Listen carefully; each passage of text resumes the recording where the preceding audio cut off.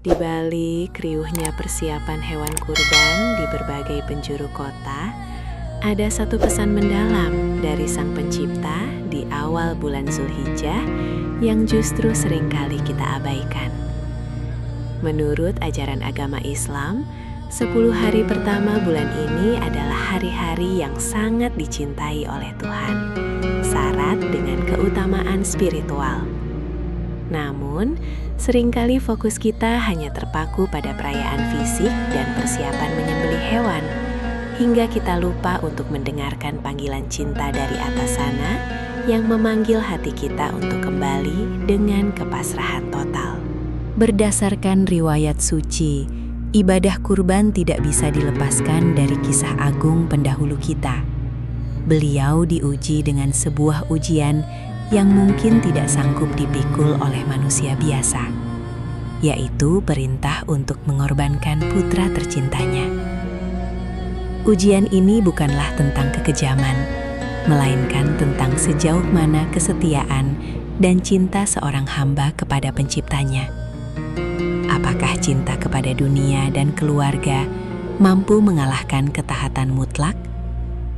Sejarah mencatat kemuliaan beliau yang memilih untuk taat sepenuhnya tanpa ada keraguan sedikit pun di dalam hatinya.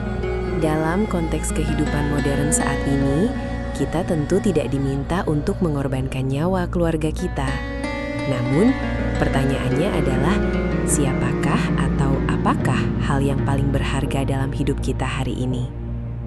Hal tersebut bisa berupa jabatan karir yang kita kejar mati-matian, harta benda yang membuat kita lupa berbagi, popularitas yang menumbuhkan kesombongan, atau sekadar ego yang selalu ternuntut untuk dipuaskan.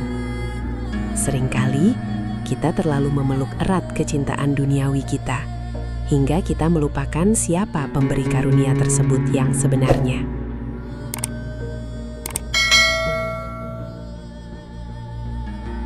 Makna sejati dari pengorbanan di bulan suci ini adalah keberanian kita untuk menyembelih ego dan hawa nafsu pribadi di atas altar ketaatan. Menurut ajaran agama ini, darah dan daging dari hewan kurban tidak akan pernah sampai ke langit, melainkan ketakwaan dan keikhlasan kitalah yang diterima olehnya. Ketakwaan itu dibuktikan saat kita mampu menundukkan rasa sombong, rasa iri hati, dan segala penyakit batin yang selama ini menjadi dinding penghalang antara diri kita dengan kasih sayang Tuhan yang tak terbatas. Pengorbanan sejati ini sebenarnya terjadi di setiap detik keseharian kita. Ketika kita dihadapkan pada godaan untuk mengambil hak orang lain demi keuntungan instan, dan kita dengan tegas memilih untuk menolaknya, saat itulah kita sedang berkorban. Ketika kita disakiti oleh perkataan orang lain dan lisan kita ingin membalas dengan amarah, namun kita memilih untuk menahan diri dan memberikan maaf, saat itulah kita sedang menyembelih hawa nafsu. Itulah bentuk korban terbaik di zaman ini, sebuah perjuangan sunyi yang bernilai tinggi. Penting untuk kita resapi bahwa istilah kurban itu sendiri memiliki akar kata yang berarti upaya untuk mendekat. Segala bentuk pengorbanan batin yang kita lakukan pada hakikatnya adalah sarana untuk menarik jiwa kita agar semakin dekat dengan Sang Pencipta. Ketika ego telah berhasil ditundukkan, ketika kemewahan dunia hanya diletakkan di genggaman tangan dan tidak dimasukkan ke dalam relung hati, maka jiwa kita akan merasakan sebuah kebebasan yang sejati. Kebebasan dari rasa cemas yang selalu membelenggu ketenangan manusia. Sebagaimana sang Nabi mendapati pengorbanannya digantikan dengan balasan yang luar biasa indah, Tuhan tidak pernah berniat untuk menyengsarakan hambanya melalui sebuah perintah.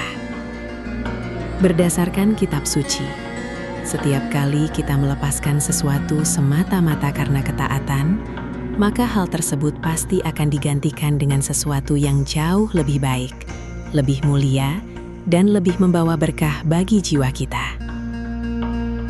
Kepasrahan total bukanlah akhir dari segalanya, melainkan justru menjadi pintu gerbang utama turunnya rahmat dan keajaiban ilahi ke dalam kehidupan kita.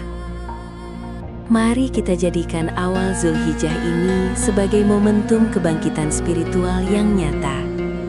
Jangan biarkan hari-hari yang penuh kemuliaan ini berlalu hanya dengan sekadar ritual formalitas tanpa makna yang membekas. Jawablah panggilan cinta ini dengan menyerahkan seluruh keraguan, kesombongan, dan kelemahan diri kita. Mari kita sembelih ego kita, agar hati ini kembali suci dan pantas untuk menerima curahan cahaya petunjuk. Semoga setiap pengorbanan kecil yang kita lakukan menjadi jalan lurus menuju kedekatan abadi bersama Tuhan semesta alam.